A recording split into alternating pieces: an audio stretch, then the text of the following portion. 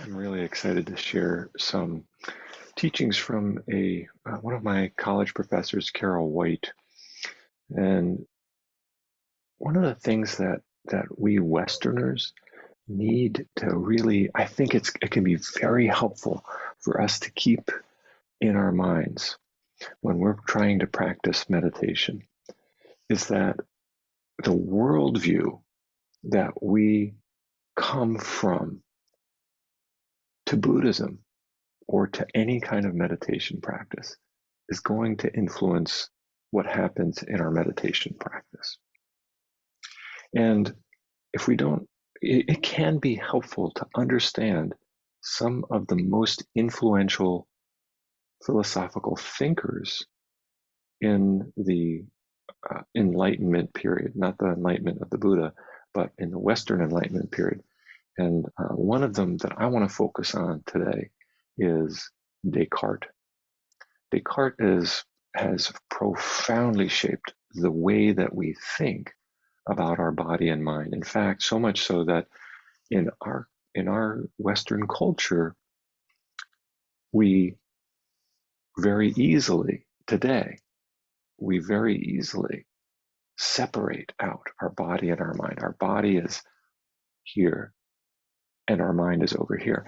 And if we want to trace the roots of this kind of separation of body and mind, we can look to the writings of Descartes in his quote unquote meditations. It's very interesting that he titled his work Meditations and then describes how body and mind are two separate things. And I'm bringing up Descartes because today we might not think about Descartes. We might not know anything about Descartes, but his ideas have profoundly influenced the way we think about body and mind. And even further, this is the great gift that Buddhism and Zen Buddhism can give to Western culture. And that is that it brings body and mind back together. So let's take a look at Descartes. We're not looking directly at his writing, but my teacher, Carol White's writing about his writing. So it's a little bit removed, but I think her writing is very helpful for illuminating what Descartes has done. So let's take a look at some of this.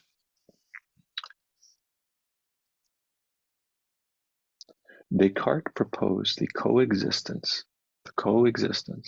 of two independent substances and introduced an irreducible dualism within his system. Okay, here it is, ready? Thought and extension. It's two very interesting words, thought and extension.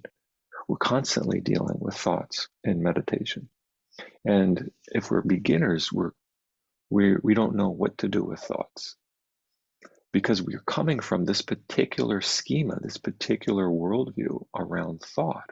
Listen to it. Listen to a little bit more. The essence of mind, was thought, and that of body was extension. Okay, so see what's going on here? There's that Descartes posits this strict separation between thought and body, which he calls extension.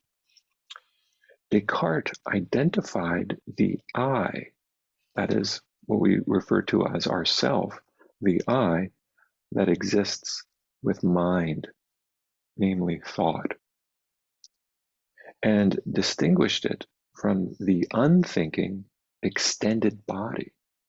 In other words, there's the mind that thinks, and then there's the body that doesn't think, which we perceive through the body, right? The body with which we perceive through our, what he believed, unreliable senses. In other words, the senses are unreliable. And notice what happens here with Descartes. When we think in this way, we cut off our life about here, right? We associate the head and the brain with the mind and with thought. And what happens below the head is lifeless. It's an extension, right? And the I exists in thought, not in body. And the physical senses, eyes, ears, nose, tongue, and body, are unreliable in Descartes' way of thinking. And so we've lost when we it's no wonder why we have a hard time trusting our senses and trusting our intuition. Descartes, in the 16th century, he talks about how the senses are not reliable. However, that's Descartes' confusion. What I'm going to label Descartes' confusion. It's Descartes' confusion about the relationship between body and mind, and his confusion about what the self is, and it's our legacy. He this way of thinking carries into the modern period very profoundly. It's our legacy. It's Descartes' confusion, and it's our legacy. And so what Buddhism and Zen can offer, this confusion of Descartes, is the reintegration of body and mind, because the Buddha doesn't come from this worldview. He never said that body and mind are two separate things. And he gives a tremendous amount of credence to something that I think we're beginning to take for granted in Western circles, meditation circles, and that is about mindfulness of the body. We give it a lot of lip service now, mindfulness of the body. But Buddhism intimately associates body and mind. Body and mind are intimately associated, and we can practice this integration of body and mind with what's called the first foundation of mindfulness, and that is mindfulness of our physical body. Right? What happens when we first start to sit in meditation, for a lot of people, is we get bored. We're not interested in keeping our mind trained on our body. But I'm going to suggest here that this is where healing in our society can take place, and Buddhism is being an incredible part of that healing process for us as Westerners, right? Coming from a Euro-American tradition, and profoundly influenced by Descartes, which posits this separation of body and mind. Buddhism is saying, reintegrate body and mind. Put your mind inside your body.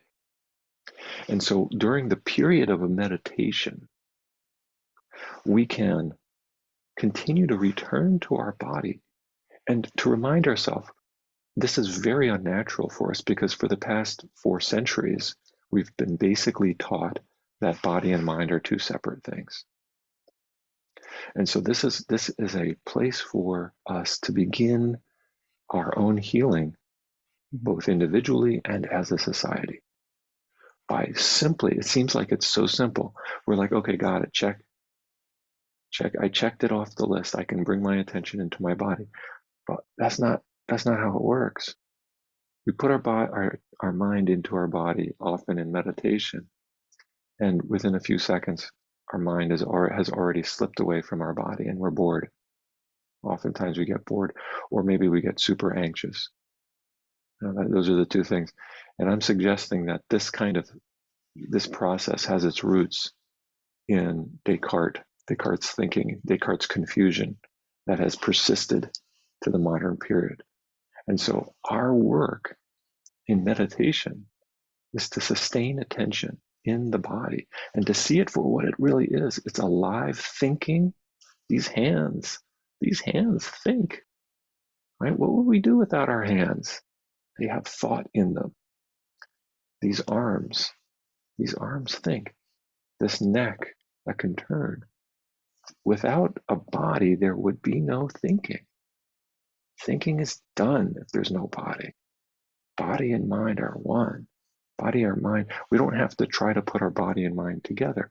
But what we can do is draw our awareness to our body and give it the credit that it deserves.